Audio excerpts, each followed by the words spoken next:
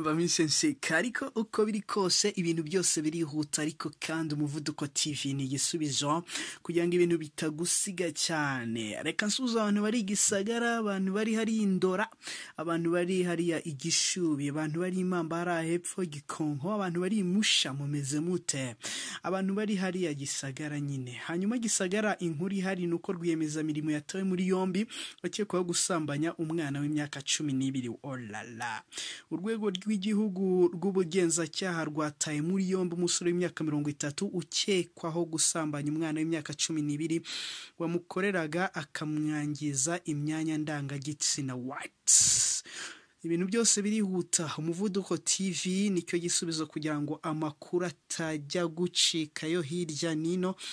Hanyuma uyu rwiyemeza mirimo ushobora gukora subscribe hara ku Muvuduko TV kugira ngo ujye ukomeza ugubwe neza ku makuru meza atari ivumbi ndetse inkuru itari mbarira nimwe ituba ahubwo twakuviriye muzingo.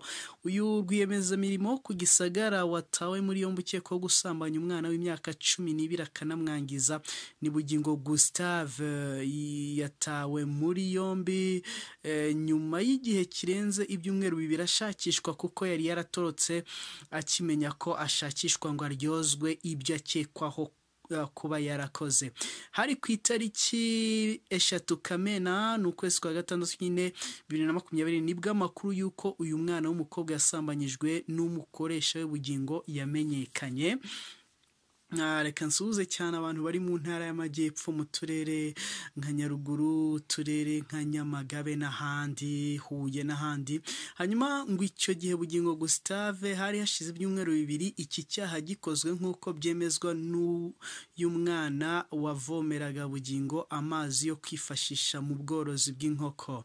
Bugingo asanzwe ari umworozi w'inkoko mu murenge wa Gikonko, aha n'akagari ka Gasagara hafi y'urubibi rugabanya umurenge wa Gikonko n'uwa Musha. Nsuhuza abantu bari hari Gikonko, abantu bari ku ruganda rw'umuceri mumeze mute, abantu hari ku bitaro bya Gikonko mwe mumeze mute, abantu bari hari Musha ku isoko reka mbasuhuze cyane. Uyu mwana w'umukobwa ni uwo mu kagari ka Kimana umurenge wa Musha ariko aturanye no kwa Bugingo kuko batandukanywa n'umuhanda. Hanyuma abantu bazi Musha rero, Musha ifatanye na Gikonko neza.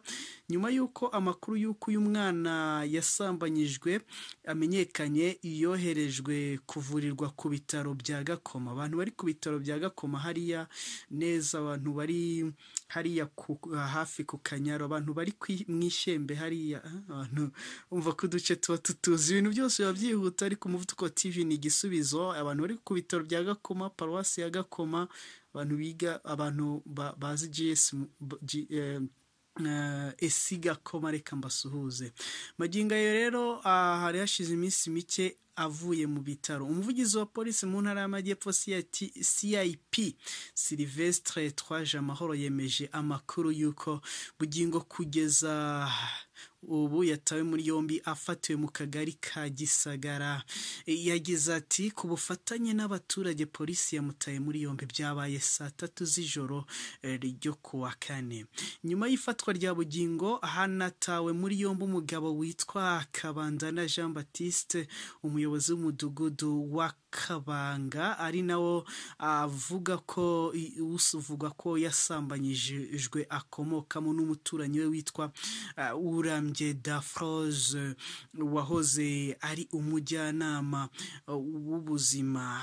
Aba uko ari babiri bakurikiranyweho kwiha inshingano z'abaganga ngo ubwo amakuru yuko isambanywa ry'uriya mwana ryamenyekanaga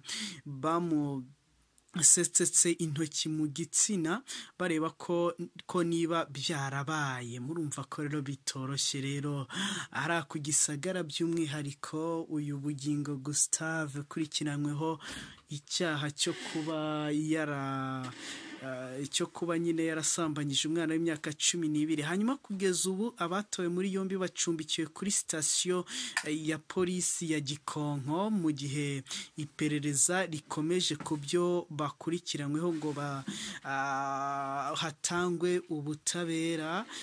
Nibyo twavugaga rero, ibintu byose birihuta, ariko kandi Umuvuduko TV niyo soko y'amakuru ishobora kugufasha kugenda ubona amakuru atandukanye. Ni inkuru twababwiraga yuko ku Gisagara havugwa rwiyemezamirimo watawe muri yombi ukekwaho gusambanya umwana w'imyaka 12 wamuvomeraga amazi yo kuvomera imirima ye. Nawe ni Bugingo Gustave.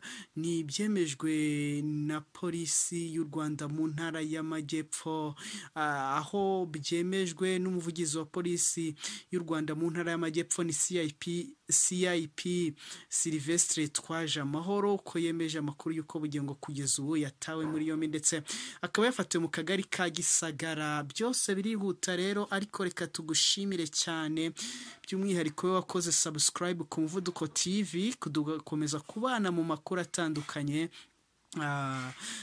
abantu batandukanye. Murumva rero ko iyi nkuru ni inkuru itari nziza. Umwana w'imyaka 12 agafatwa ku ngufu n'umuntu mukuru, sinzi ukuntu babivuga, ariko nibaza se bakobwa bakuru barabuze,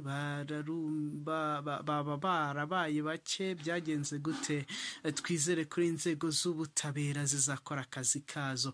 Reka tubashimire kandi dukomeze kubifuriza kugira ubuzima buzira gufata